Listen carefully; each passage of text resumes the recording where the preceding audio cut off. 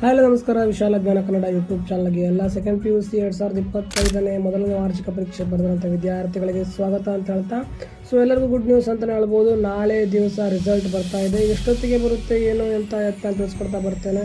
So ವಿಡಿಯೋನ ಕೊಂದರೆಗೂ ನೋಡಿ. ನಮ್ಮ ಚಾನಲ್ ಇದ್ರಿಗೂ ಸಬ್ಸ್ಕ್ರೈಬ್ ಮಾಡಿದ್ರೆ ತಪ್ಪದೆ ಸಬ್ಸ್ಕ್ರೈಬ್ ಮಾಡ್ಕೊಳ್ಳಿ ಅಂತ ಹೇಳ್ತಾ ವಿಡಿಯೋ ಶುರು ಮಾಡೋಣ ಬನ್ನಿ.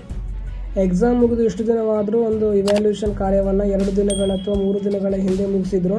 ಸೊ ಇವ್ಯಾಲ್ಯೂಯೇಷನ್ ಕಾರ್ಯ ಮುಗಿದ ನಂತರ ಕಂಪ್ಯೂಟರೀಕರಣ, ನಿಮ್ಮ ಮಾರ್ಕ್ಸನ್ನು ಕಂಪ್ಯೂಟರ್ನಲ್ಲಿ ಆ್ಯಡ್ ಮಾಡುವಂಥ ಕೆಲಸ ನಡೀತಾ ಇತ್ತು.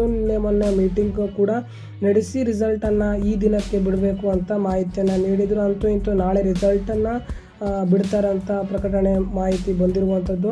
ಸೊ ವಿದ್ಯಾರ್ಥಿಗಳು ಯಾವ ರಿಸಲ್ಟನ್ನು ಯಾವ ಟೈಮಲ್ಲಿ ರಿಸಲ್ಟನ್ನು ಚೆಕ್ ಮಾಡಬೇಕು ಅಂತಂದರೆ, ನಾಳೆ ಮಧ್ಯಾಹ್ನ 1 ಗಂಟೆಗೆ KERResults.nic.in ನೀವು ಚೆಕ್ ಮಾಡ್ಕೊಳ್ಬೋದು. ಅಲ್ಲಿ ಅನೌನ್ಸ್ಮೆಂಟ್ ಮಾಡ್ತಾರೆ. ಸೊ ವಿದ್ಯಾರ್ಥಿಗಳೇ ಎಲ್ಲ ಒಂದು ಸೆಕೆಂಡ್ PUC ವಿದ್ಯಾರ್ಥಿಗಳಿಗೆ ಆಲ್ ದ ಬೆಸ್ಟ್ ಅನಿಸುತ್ತೆ. ಎಲ್ಲರ ರಿಸಲ್ಟ್ ಚೆನ್ನಾಗಾಗಲಿ.